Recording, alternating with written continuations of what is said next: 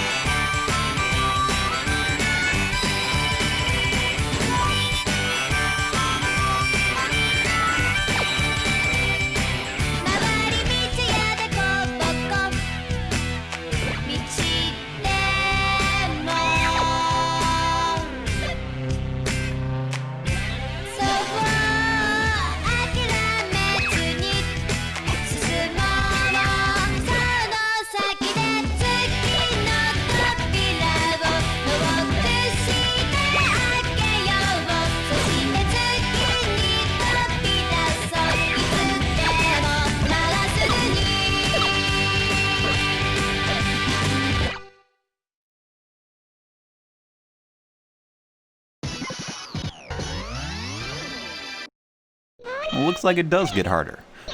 Between the tempo changes and bevy of combination obstacles, it saw us making many mistakes, getting downgraded from wireframe rabbit to wireframe frog to wireframe TV worm. But what's with the wireframe graphics anyway? This game came out in 1999, but it looks more like something you might see on a Vectrex console. Well, the developers Nana Onshaw, who previously made Parappa the Rapper and Jammer Lammy, and were thus hugely influential in creating rhythm games as a genre, kept breaking new ground here with the most interesting feature of Vib-Ribbon, the chance to use your own CDs, giving you a practically infinite library of songs to choose from, a feature that's pretty popular in some modern PC rhythm games like Audio Surf or Beat Hazard. But how do they do it? Well, the game part of Vib-Ribbon is entirely loaded into the memory of the console, and the PlayStation sure didn't have much by modern standards. Most of what's actually on the disc is just the audio files for the songs that do come with the game, all of which are from a Japanese group called Laugh and Peace. Now, I'm not playing this on a console, and I don't own any audio CDs anymore anyway. But through some software solutions, I turned some waves into a bin, and thankfully my emulator recognized it. Now the question becomes, what custom content should we do? There's plenty of people who have played Vib-Ribbon with all sorts of popular music, and if you want to find that stuff, you sure can, but I'd like to try something different and put Vib-Ribbon's track generation to the test. If the levels I already played were anything to go by, the game tends to put obstacles at emphasized moments in the music. If the waveform gets louder, put an obstacle there. Most of the time, this will coincide with the main beat of the music and make playing along pretty simple. So the first test I thought I'd run would look at this aspect. I'd use some tracks of just drumming. We already saw some tempo changes in the gold course, and I wonder if I'll be able to get the same effects by speeding this drum track up by 30 BPM every 4 measures until it went from 90 to 240. And then I'd get a bit silly with it.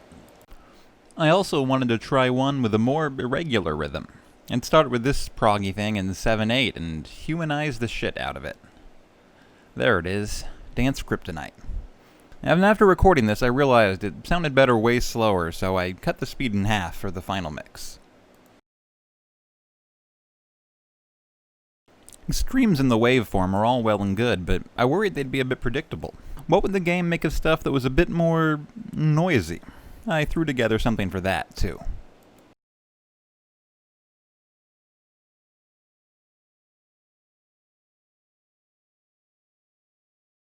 In wanting to keep with the PS1 Try ethos, I was just going to give my custom playlist one shot, so I threw in a couple other complete songs I had already been working on as shameless self-promotion and hopefully to guarantee an evasion of YouTube's copyright lookouts. With the custom disc made and everything set up, let's just give this a try.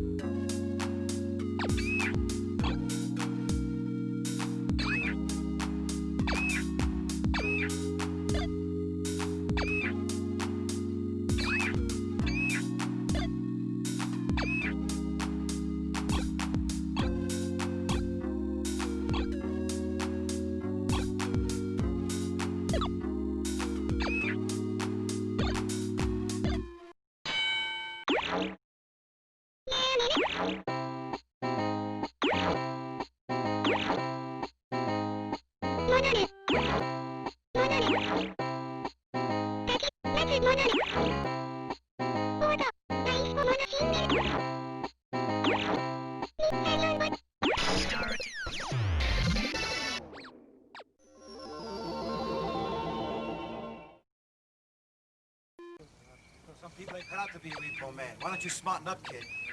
Fuck you, Clutchy. Ow! Ow! Don't you say fuck you to me. Don't you know who I am? You're fucking right, I'm Fletcher. Arnold Fletcher. 3 times decorated in 2 world wars. I was killing people while you still sitting around in your father's balls. You little scumbag. I worked 5 years in the slaughterhouse and 10 years as a prison guard in Attica. So what? So never say fuck you to me. Because you haven't earned the rights yet.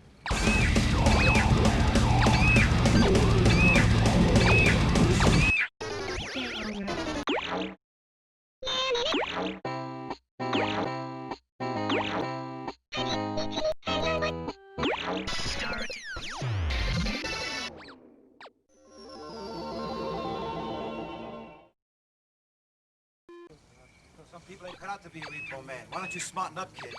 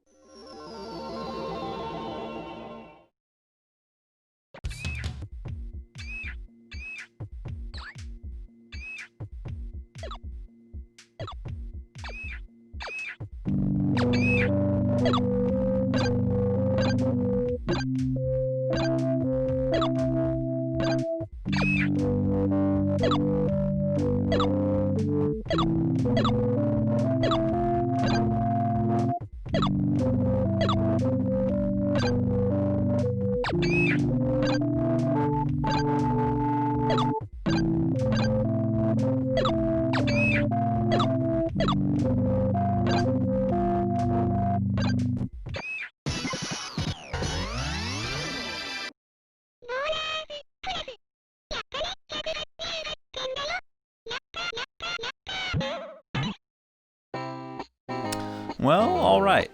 In the time it took me to make some songs and get the custom disc ready, I forgot what some of the combo obstacles were, and I failed a couple tracks. The mode called Speed Mode seemed to have some extra goals going on that were made more difficult by the short length of some of the tracks, but the track generation seemed to work pretty well. I'm gonna have the custom CD auto playing behind me as I finish my thoughts on this game. Basically, I love it. While procedurally generated rhythm game levels will never feel as polished or specifically demanding as ones written with intention can, like those of the Bimani line of games, Vib-Ribbon really was breaking new ground and made a very risky, very weird game, the sort of game that makes me adore the PlayStation as a console. In another world, I'd spend lots of time making more and more Vib-Ribbon content, but I've got thousands of PlayStation games left to play, most of which I fear I'll enjoy far less than this one, so 3 cheers for Vib-Ribbon. Hip hip hooray. Hip hip hooray. Hip hip hooray.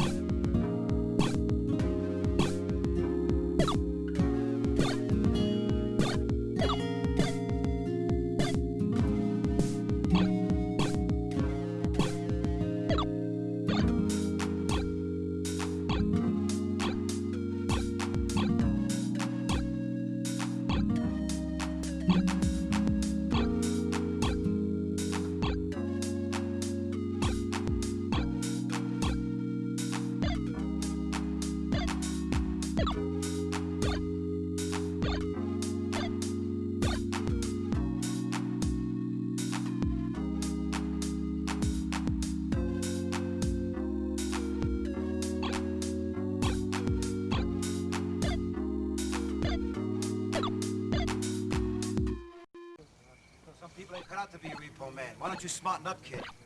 Fuck you, Clutchner. Ow! Ow! Don't you say fuck you to me. Don't you know who I am? You fucking right, I'm Pletchner. Otto Pletchner. 3 times decorated in 2 world wars. I was killing people while you were still sitting around in your father's balls, you little scumbag. I worked 5 years in the slaughterhouse and 10 years as a prison guard in Attica. So what? So never say fuck you to me. Because you haven't earned the rights yet.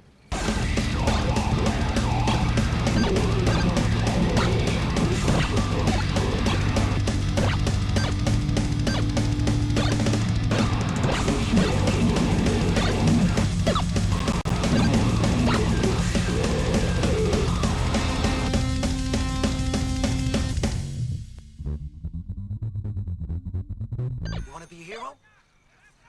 I'd rather be a chicken man.